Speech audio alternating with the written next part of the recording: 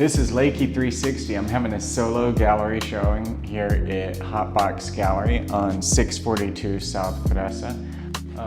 Opening night here at HotBox was it was sort of a surreal experience because I used to live just like a few blocks down the road. It was the first place I moved after high school. First time being in a city of over 1 million people. So just a little bit of a culture shock there. At a place called HotBox Gallery. It's also interesting that a spot down the street like 20 years ago was the first time that I'd smoked herb. And then, just being reconnected with the area and creating here has been a lot of fun. Having a location to see some of my stuff on the walls for so many years. Most of my stuff has been for years before all this, I was just drawing with pens and markers. So all of my stuff would fit in a suitcase. I have like over 70 different 18 by 24 inch drawings that are all in a suitcase. And I hand cut several stencils to help put this idea together of something that would complement my street art with the circles out there. So it was fun to be able to share, a new expression of art with people and see their responses. The amount of people that stopped by that were familiar with my work of like trying to use my voice to be an activist and such. There were a lot of people here who had great questions about that. Certain ones who had insight, other ones who had certain ideas that they wanted to bring to light, or they wanted to be like more of a journalist or more active in their community in certain ways. So being able to have conversations like that was really satisfying to see, people do want to find some kind of way to get involved. A lot of the work I'm showing here at HotBox Gallery is me using my hand-cut stencils and then marker work and spray paint to create something that sort of replicates what I would do out on street. Most people, I feel like, know me here lately for sidewalk chalk, where out on the street, I'll do these circles freehand, like I plant 1 foot, pivot foot, and then just sort of, as I tell the kids out there, like spin around either like a basketball player pivoting or a ballerina spinning kind of thing. And the idea that I'll write out there beside a lot of my work is overlapping friend circles bring a community to blossom. This design that you see here, I feel like, it has 6 petals, sort of has a flower look, so I feel like it works that way. And then some people have thought, oh, is that Lakey's? No, this isn't my personal design. This is just the nature of circles and how circles seem to overlap, making this 6-petal flower, which is just a very structurally sound shape. And I feel like it speaks to building community. Like maybe we aren't all gonna be friends, every single one of us, but it does make a lot of sense if we can be friends of each other's friends. Like make sure that our friendships overlap and empower each other. All of us have so much that we can learn from one another. And throughout all of my artwork, whether it's been the sidewalk chalk here recently, the circles, stuff like this. Before this, it was always, and this has always been, make it accessible and affordable for other people to be able to create it and replicate it. Because once you're out there doing something, I feel like it opens the door for you to do so much more. Whether it's the circles out there, I feel like that's presented in a way where all of us can do it. Sidewalk chalk's one of the most affordable and accessible tools there is out there. You don't have to worry about putting your sidewalk chalk into storage. It is washed away with the rain and your canvas is cleaned, versus these art pieces, after you create them, you know, you need to sell them, you need to get them on someone else's walls, otherwise they just sit in storage. So a big part of it is I do love creating in community. I feel like that's really important for all of us. The art doesn't go to waste. The people that you might inspire, and it also being like an art that they can look at and be like, wow, that's cool or fun or a silly way to pass time. It gives them an excuse to do something that is very affordable and accessible. So much of my art has been done on the street because I feel like that's one of the most accessible places for it to be done. There's no walls stopping anybody from coming up. There's no like red tape or like any blockades or a money charge that's stopping anybody from interacting. It's there for everyone. Creating out in the street that way, like especially with chalk, I thought people might make jokes or something because it is kind of an absurd tool to use. Like as a grown man and everything, it is a weird art medium to use. I don't know why it is. I mean, it's so normally associated with children and innocence and not having any kind of power behind it. It doesn't have like the masculinity or machismo of spray paint.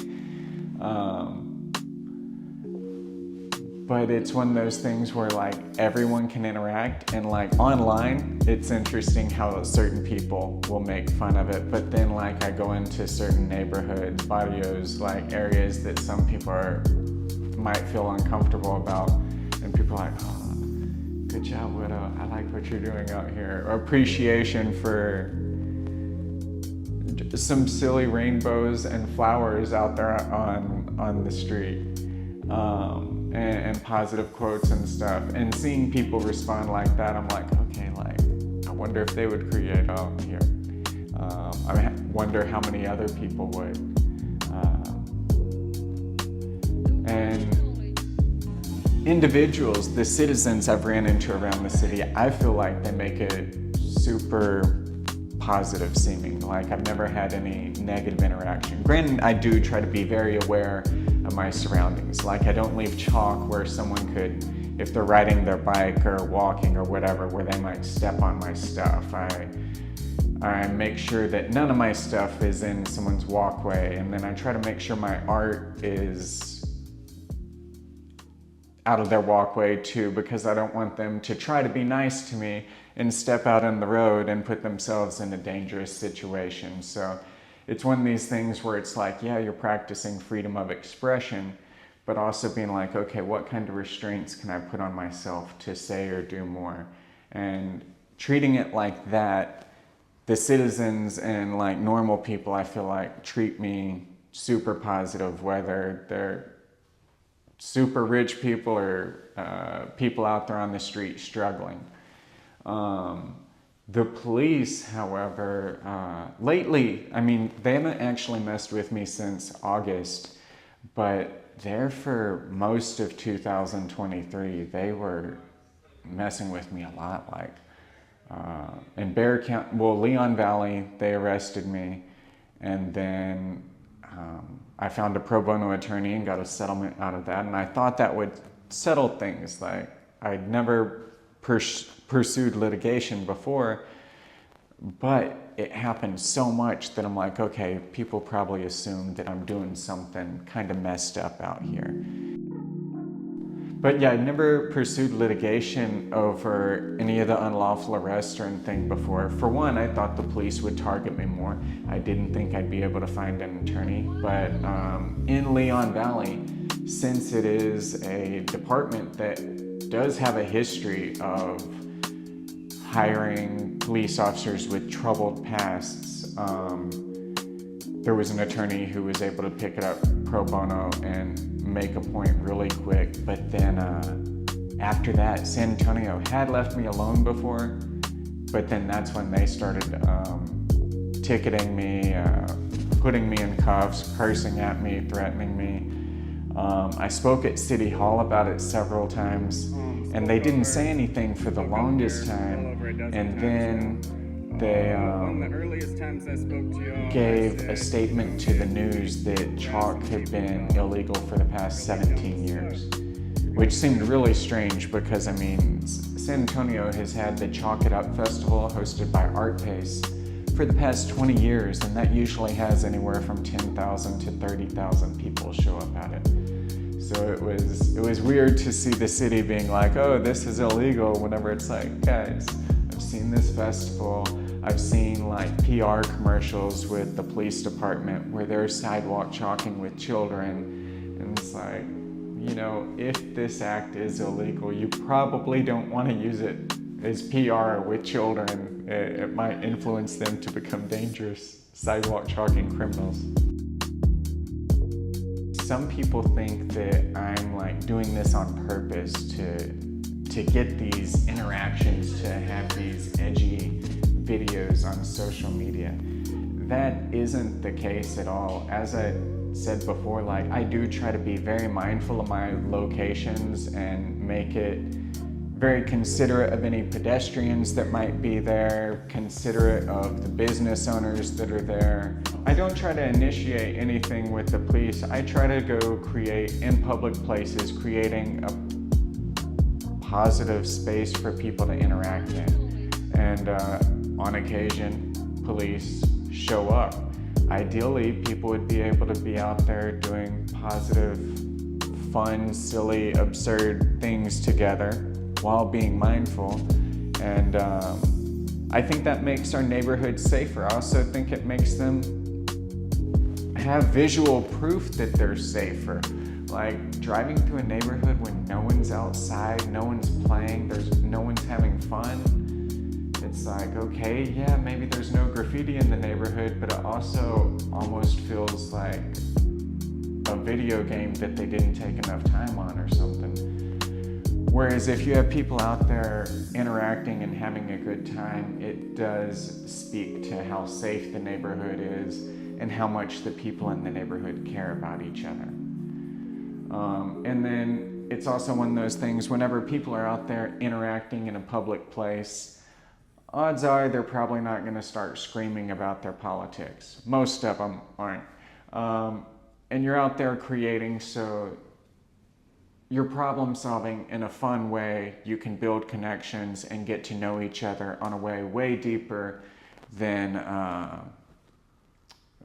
what certain media would lead us to believe about some of our neighbors. And then one of the things that is seen in my videos is like me getting messed with by the police. It's like, I'm a white guy who's had publicity. I can speak decently well. And these things have happened to me in very public places.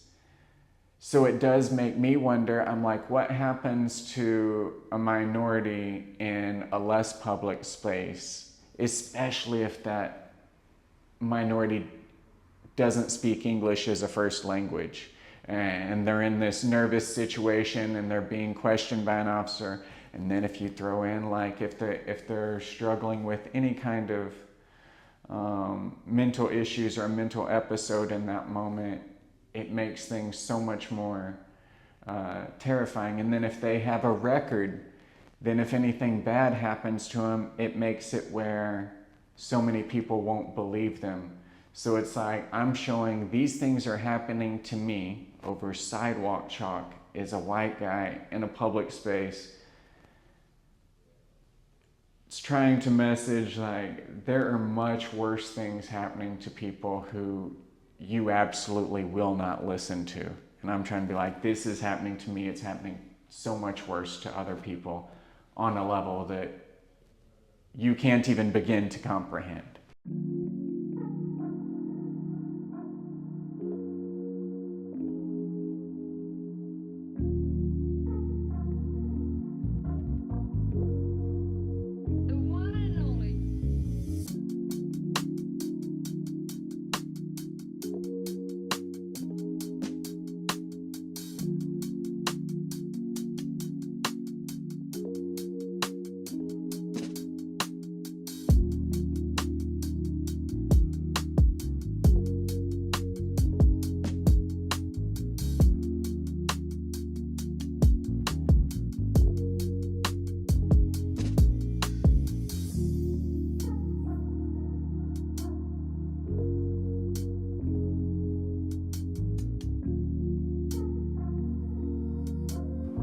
Thank you all for watching. If y'all weren't able to make it out here to HotBox and be able to see my stuff in person, thank you so much for coming, supporting local. If you didn't make it, you know, maybe you'll come out to some of the future events that HotBox has, or maybe you'll see me out creating in the streets somewhere. If you would like to follow my work, especially since, you know, I might have to escape the summer heat and go create somewhere a little cooler. You can follow me on most social media is Lakey_360, like Instagram and TikTok especially. Those are some of the best spots to reach me. If you want to collaborate, I'm usually open to collaborations. I'm horrible about planning stuff. I will usually say where I am and see what happens from there. This summer, I'm hoping to do a bit of creating in Chicago, where I first started doing sidewalk chalk in 2019. Well, I mean, I first started in Austin, but I did probably over 100,000 square feet in Chicago. And then I haven't done it in New York City before, but I would like to create there and then get back here to San Antonio